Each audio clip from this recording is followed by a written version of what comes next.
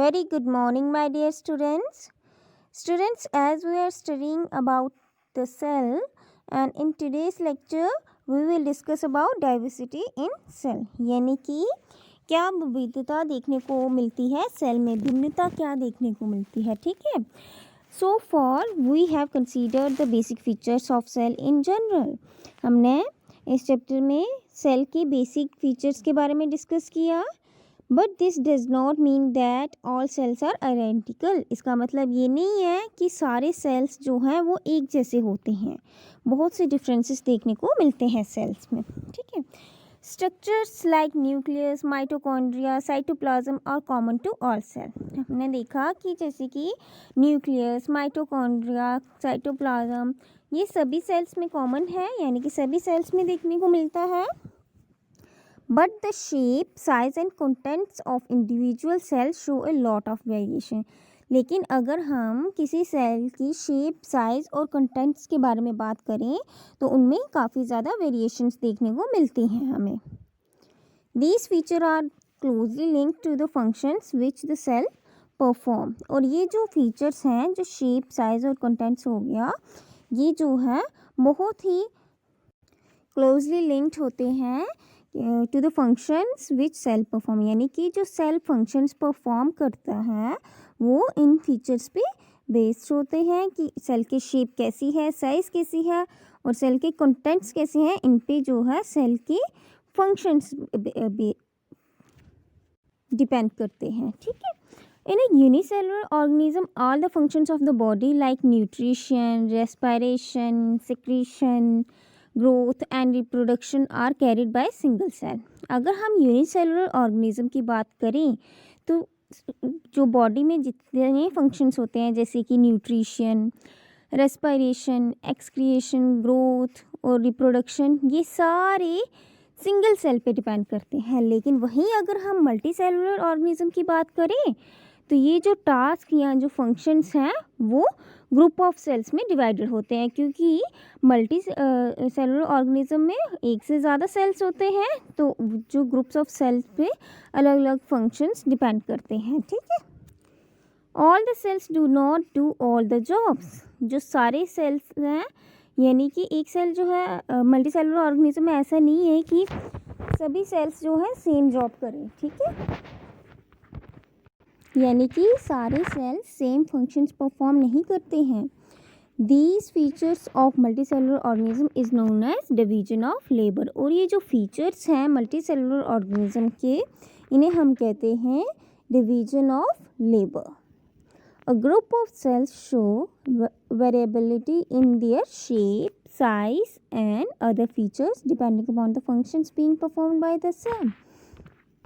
जो group of cells होते हैं मल्टी सेलुलर ऑर्गेनिज्म में, उनकी जो शेप, साइज़ और बाकी के जो फीचर्स होते हैं वो वेरिएबिलिटी दिखाते हैं आपस में इस बात पे डिपेंड होकर कि उन्हें क्या फंक्शन परफॉर्म करने हैं. यानी कि वो उनके जो फंक्शंस उन्होंने परफॉर्म करने होते हैं उसके बेसिस पे उनका शेप, साइज़ और बाकी के फीचर्स होते हैं.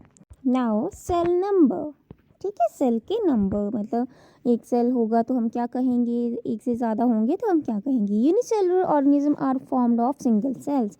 जो यूनिसेलुलर ऑर्गेनिज्म होते हैं उन्हें वो सिंगल सेल से बने हुए होते हैं, इसीलिए उन्हें यूनिसेलुलर ऑर्गेनिज्म कहा जाता है, ठीक है. Multi cellular organism are formed of many cells which in turn may be of many types. जो मल्टी सेलुलर ऑर्गेनिजम्स होते हैं वो बहुत से सेल्स से बने हुए होते हैं और सभी सेल्स जो है वो अलग अलग तरीके के होते हैं.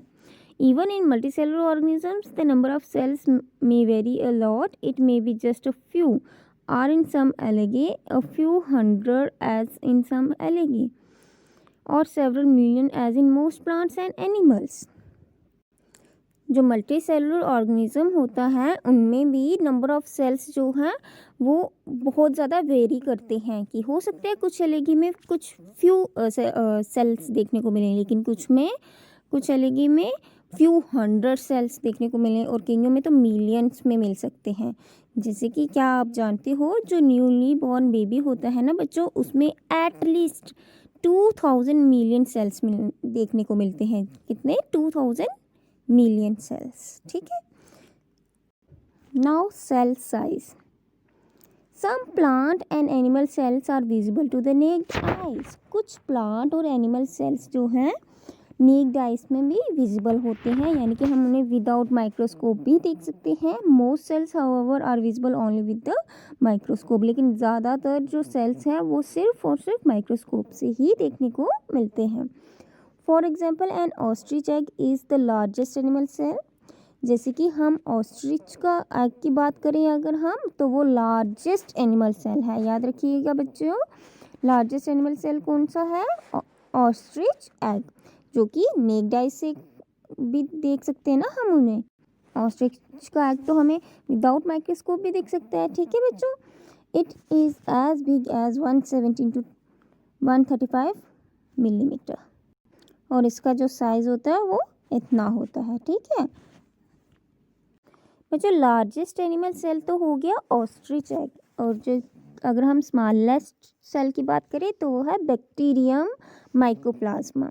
ये जो बैक्टीरियम है इसकी अगर हम साइज़ की बात करें तो ये होता है 0.1 माइक्रोन. 0.1 माइक्रोन जो है वो पता है किसके इक्वल होता है? 10,000th part of A millimetre, यानी कि 1 मिलीमीटर का 10,000th पार्ट को बोलते हैं हम 0.1 माइक्रोन. तो सोच सकते हो इसका साइज़ कितना ज़्यादा छोटा है बच्चों. In plants some algae have very big cells. कुछ प्लांट्स में जो है कुछ एलगीज के जो है बहुत बड़े बड़े सेल्स होते हैं. For example an algae acetabularia a unicellular organism consist of a single cell. एक एलगी है जो एक्टाबुलेरिया, वो जो है एक यूनिसेलुलर ऑर्गेनिज्म है, और इसमें जो है सिंगल सेल होता है. यूनिसेलुलर ऑर्गेनिज्म में कितने सेल होते हैं बच्चों? सिंगल सेल होते हैं ना. Which is about 10 centimetre in length, और इसकी जो लेंथ है वो कितनी है? 10 सेंटीमीटर, यानी कि ये बिगर सेल है. ठीक है, प्लांट में बिगर सेल देखने को कौन सा मिलता है? एलगी में, एक्टाबुलेरिया में. ठीक है, जो कि 10 सेंटीमीटर लॉन्ग होता है. Fibres in plants like jute and hemp are a few centimetres long. अगर हम प्लांट्स जैसे कि जूट हो गया या हेम्प हो गया, उसके फाइबर्स की बात करें तो वो भी कुछ सेंटीमीटर्स लंबे ही होते हैं. In our body nerve cells are the largest, measuring about 90 micrometres in length. और अगर हम अपनी बॉडी की बात करें तो जो नर्व सेल्स होते हैं ना वो लार्जेस्ट होते हैं, और उनकी जो मेजरमेंट होती है वो कितनी होती है? 90 माइक्रोमीटर्स. ठीक है. Some nerve cells are longer than a metre. और कुछ नर्व सेल्स लेकिन हमारे बीच जो हैं मीटर से लंबे देखने को मिलते हैं. Some blood cells are the smallest. और कुछ ब्लड सेल्स जो हैं वो बहुत ही छोटे छोटे होते हैं. A living red blood cell measures about 9 micron. और जो लिविंग रेड ब्लड सेल होता है उसका साइज जो है वो, उसकी मेजरमेंट कितनी होती है? About 9 micron. और बाकी के कुछ सेल हो गए जैसे कि किडनी हो गई, लीवर हो गया, इंटेस्टाइन हो गया, इनके जो मेजरमेंट होती है ये 20 to 30 माइक्रोन्स के बीच में होती है इन डायामीटर. ठीक है, इनका जो डायामीटर होता है वो 20 to 30 माइक्रोन्स के बीच होता है. What's about the hands egg. अब हमने ऑस्ट्रिच के एग के बारे में तो पढ़ ही लिया कि वो इतना बड़ा होता है और उसका साइज़ जो है इतना होता है. अब बात आती है कि हैन के एग कैसा होता है. In the egg there is a central yellow part called yolk. जो एग होता है जिसको जो सेंट्रल येलो पार्ट होता है एग का, बच्चों सबने देखा ही होगा एग कैसा होता है. अगर उसे तोड़े तो उसके अंदर से येलो पार्ट निकलता है, उसे जिसे हम क्या कहते हैं? Yolk. Which is surrounded by the white albumen. ठीक है, और जो वाइट पार्ट होता है ना उसे क्या बोलते हैं? एल्ब्यूमन. ठीक है, येलो पार्ट को क्या बोलते हैं? यॉक. एंड वाइट पार्ट को बोलते हैं albumen. The yellow yolk represents a single cell. और जो येलो यॉक होता है एग का वो सिंगल सेल होता है. नाउ सेल शेप्स, यानी कि सेल की शेप्स कैसी होती है. Cells are of diverse shape. Some cells are those of amoeba and white blood cells of our body continuously change their shapes. अलग अलग सेल्स की अलग अलग शेप्स होती है। कुछ सेल्स की शेप जो है अमीबा की तरह होती है, और अगर हम अपनी बॉडी के वाइट ब्लड सेल की बात करें तो इसकी जो शेप है वो कंटिन्यूसली चेंज होती रहती है, यानी कि एक जैसी शेप नहीं रहती है। Most cells however maintain a constant shape and all through their existence. और ज़्यादातर जो सेल्स हैं वो अपनी शेप को मेंटेन रखते हैं, यानी कि कांस्टेंट शेप रखते हैं। The shape of the cell is related to its function. जो शेप होती है सेल की वो उसके फंक्शंस के साथ रिलेटेड होती है। और nerve cell clearly exhibits this relationship. It is long branched and has thread like projection as it has to convey message to different parts of the body. अब अगर हम अपने नर्व सेल की ही बात कर लें तो उसकी जो शेप होती है वो लॉन्ग होती है, ब्रांच्ड होती है एंड थ्रेड लाइक प्रोजेक्शन होती है, क्योंकि उसका जो फंक्शंस होते हैं क्या होते हैं कि उन्हें जो है नर्व सेल को बॉडी के डिफरेंट पार्ट्स को मैसेज कन्वे करना होता है, जिसके लिए उसकी जो शेप है वो कैसी होती है, long branch and thread like projection. ठीक है। Basic facts of cell structure and functions. On the basis of above study following general points which are shared by all cell emerges. अभी हमने जो डिस्कशन की सेल के बारे में, cell की शेप, सेल का साइज एंड नंबर, उसके बेसिस पे कुछ फैक्ट्स के बारे में अब हम डिस्कस करेंगे। Cells are the basic structural units of all organisms. सेल्स जो हैं वो बेसिक स्ट्रक्चरल यूनिट्स हैं सभी ऑर्गेनिजम्स का। Cells are the functional unit of all organism as cells carry out of all body functions of an organism. Cell basic structural unit तो है ही ऑर्गेनिज्म का, सेल फंक्शनल यूनिट भी है सभी ऑर्गेनिज्म का, क्योंकि जो सेल्स हैं वो बॉडी के सभी फंक्शंस को कैरी आउट करते हैं। ठीक है। All cells contain cell organelles. सभी सेल्स में जो है सेल ऑर्गेनेल्स होते हैं। Functioning of cells is responsible for the functioning of organisms. जैसे सेल जो है फंक्शन करेगा वैसे ही फंक्शन जो है ऑर्गेनिज्म करेगा। ठीक है। इट मीन्स ऑर्गेनिज्म की फंक्शनिंग जो है वो किसके बेसिस पे होती है, जो फंक्शनिंग ऑर्गेनिज्म के सेल परफॉर्म करेंगे। ठीक है। जो इसी के साथ हमारा चैप्टर कंप्लीट होता है। अब हम थोड़ा सा रिवाइज कर लेते हैं कि हमने ओवरऑल इस चैप्टर में पढ़ा क्या।